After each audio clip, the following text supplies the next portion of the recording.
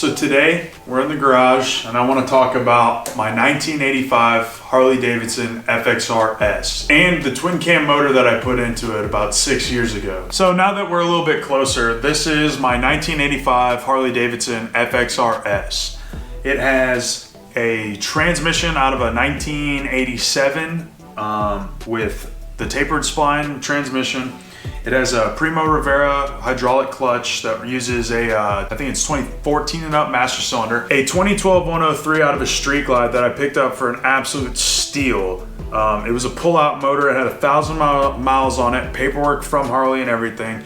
They pulled this out and put a 124 Jims block into the bike that this came out of. And it's got a Mikuni HSR 45 carburetor, a Bassani Road Rage 3 that has seen way better days, and it has a Stores Seriani front end. So a few other things that I've done to this bike is that I completely made my own wire harness. I made custom caliper and fender brackets, did all the wiring myself. It has an M-Unit Blue, which is a Bluetooth module. It's really cool. You can start the bike via your phone. You can access all your functions. There's only 2 fuses on this entire bike. And one of them is a battery tender fuse. The other one is the main fuse. So this M-Unit Blue system is very, very unique. It's one of the probably highlights of the build other than the motor. Currently right now though, that this bike is not running. I need to clean the carburetor. It's got bad gas in it, needs a battery, needs just a lot of love and care. It's got a broken rear motor mount. I mean, I've put this thing through hell. A few other things that I want to change are the fact that the rear brake is custom made. Now, when you use the adapter plate, so you can adapt a FXR transmission to a twin cam A motor. There's much better ways to do it than this. If you're going to do it, I would definitely recommend using an earlier twin cam A series motor, one that has external oil lines, because this routes the oil lines to the outside via the adapter plate. The problem with that is your factory foot controls, mid controls do not work, and they told me that when I ordered the plate. So the problem lies in the fact that I want to run mid controls, because when I built this bike, it was a dirt bike for the street with a Harley motor in it, in my opinion. That's what I was going for. So had to make a custom rear brake. It works. A little sketchy at times, but it works. If I could go back and do this all over again, to be honest with you, I would get a much earlier twin cam and use a different adapter plate from Vulcan Works that allows me to still run the factory transmission or an FXR transmission without cutting any frame rails and have the factory foot controls. All the powder coating and paint that is done on this bike is done by me. That's why the paint is not pretty. There have been some moments, like I had a rear main, or not a rear main, what am I talking about? I had the sight glass on the master cylinder for the brake, front brake, blow out on the road. Swap meet special parts, you know, sometimes aren't as reliable as we'd like them to be. And it ended up causing the paint on the fairing to bubble. No big deal. And so this fairing is a rifle fairing. I had to make my own mounts to actually adapt to mount it to the forks. I like it. It's got a 16-inch windshield. We got Harley-Davidson 9-spoke mag wheels that I powder coated myself. Dual disc up front with Brembos off a newer bagger. We have Bone King 14-inch risers with a 3-inch rise, CR high bend bar, like the Carmichael bend, or the Chad Reed bend, I think is actually what it is. So definitely sticking with that moto styling. I came from dirt bikes. I always loved dirt bikes. Eventually I'll get another one. But CR high bars with the 14-inch riser puts me at like 17 inches, which at the time for a 16-year-old kid, 17-year-old kid, when he's just buying random stuff for his bike that he knows he's eventually gonna need, what do? You put tall, super tall T-bars on it and regret that anytime you ride longer than 30 minutes. As far as motor work, it's practically stock. I re-gasketed it, powder coated top and bottom rocker boxes, tappet block covers, push rods, cam cover, all the transmission stuff's powder coated. And yeah, it's got progressive 13 3/4 shocks on the rear. It's got a high torque starter, swap meet special. I wired it all myself when I was young and dumb. If I could go back, I'd slap myself. But when the battery's charged and when it's got fresh fuel in it, she's a strong runner. This thing, I bought it, I'll try to find some pictures, but I bought it when I was 16. And the whole story behind that is because my mom was not gonna let me get a street bike. I already had dirt bikes. She was not gonna allow me to ride on the street. I was on Craigslist with my dad, just screwing around, looking at stuff. And I found this bike about 3 hours from us. And the guy was like, full FXR in a box, 1985 FXR in a box. All you gotta do is put it together. And he wasn't lying.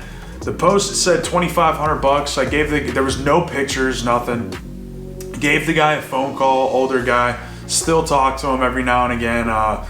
You know, call him up on Christmas and stuff like that. So, but I went out there and I picked the bike up for. I got the frame, the swing arm, the oil tank, a seat, the front end actually, which was sweet.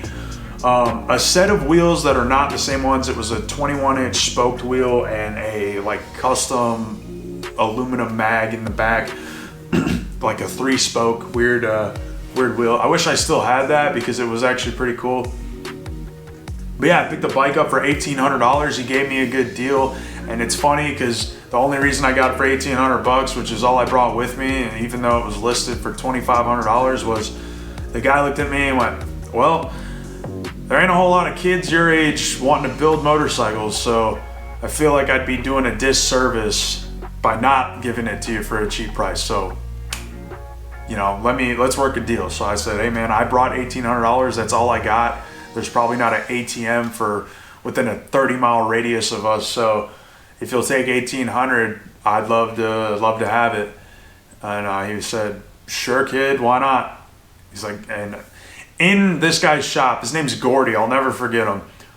Every once in a while I'll see him at like a swap meet or, you know, like I said, call him on the phone. But the name's Gordy, and he looked at me and went, "All right, kid, she's all yours." So he had seven FXRs in his shop at the time. I'll never forget it. I wish I would have taken some pictures, but the dude was all about FXRs. He came from California, right over here to the East Coast. So as far as other things, the bike is relatively, I mean, I wouldn't say stock, but you know, it's got I want to say, it's been too long, I want to say it's Andrews billet gears, or maybe Jim's transmission gears, I can't remember. I know it's got a Baker main shaft, but it's still a tapered shaft transmission, which we have plenty of stories about that I can share on the channel. And yeah, so I have 2 seats. So I have a seat that I made, like the pan and everything. It's over there on a shelf. I'll get it down one day. It's in probably some of the other pictures that I have. That I like it. It is not very comfortable. It's very stiff, but my whole thing was like, oh, I'm gonna wheelie this like the guys on Unknown Industries. Popped the front wheel up a couple times, and I'm too scared to lay this thing over. This is my pride and joy. So I know it doesn't look like it, but this seat came off of a Street Glide. Actually, I cut it up, chopped it up, made it fit because my girlfriend wanted a little bit softer and a wider seat, so did that. These struts back here, probably hard to see, but struts, those strut covers, those were actually for a like the duckbill fender, and I chopped them down at an angle on a bandsaw and just make them look nice. And stock style rear caliper, upgraded master for the rear. Like I said, you know, freaking kind of janky rear brake pedal if I could do it all over again. Change a lot of stuff, but young and dumb and wanting to be the cool kid on the block with the bike nobody else had came with a lot, came with a lot of issues, a lot of troubleshooting. It made me a better mechanic, I'll give you that. I wish she was running right now, I'd start it up, but I'll just do a little walk around of the bike, show you some stuff, and yeah, maybe this will interest you in building your own bike. It's definitely possible. I mean, a 16-year-old kid that was really not the mechanic who worked at a motorcycle shop started putting this together. I didn't ride it until my 19th birthday. I rode to my birthday dinner when I was 19 on this, and I beat the brakes off of it until like maybe 2022, mid 22, when the charging system took a dump on me. So I actually got a really good deal on a NOS, like new old stock, upgraded Screaming Eagle. I think it's a 50 amp charging system for this bike that I put in and started to make brackets for and lost track of time and never finished that. So the regulator's kind of just hanging on there. We'll get to that eventually. But if you are interested in seeing the revival of this motorcycle on the channel and see it restored back to its glory and not neglected anymore, I would love to hear what I should do, and I would love to hear if you think it's a good idea that I make some videos about this. This has definitely been a project that I knew I would never get rid of. I've had a lot of fun with it. I've had a lot of fun building it, a lot of time and effort and learning, and went into this build a culmination of many years of just good and bad times, but a lot of work, a lot of fun, and it overall made me a better mechanic. It made me realize that you can pretty much do anything with if you have a little bit of money and if you're willing to give it a shot. So I'm gonna bring this thing back onto the street eventually. There's some old videos on my channel, like me doing little moto vlogs with it, test and tune when I'd have little issues. But truth be told, this thing has always been therapeutic for me. Even just being out here sitting next to it, or like just hanging out in the garage with the boys, I'll sit on the bike, and it's been therapeutic. It's definitely something that really changed my perspective when it comes to machinery and being a mechanic and motorcycles and everything.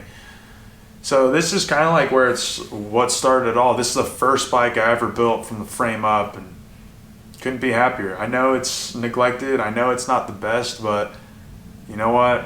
I did it at a young age, which I'm proud of, and I wouldn't change it for the world, to be honest with you. I wouldn't go back and not do it.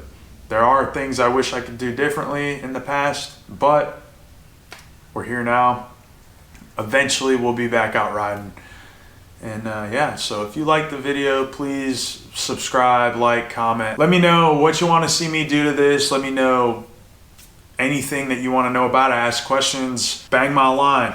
Anyway, I'm gonna do a little walk around and we'll get out of here. So, peace.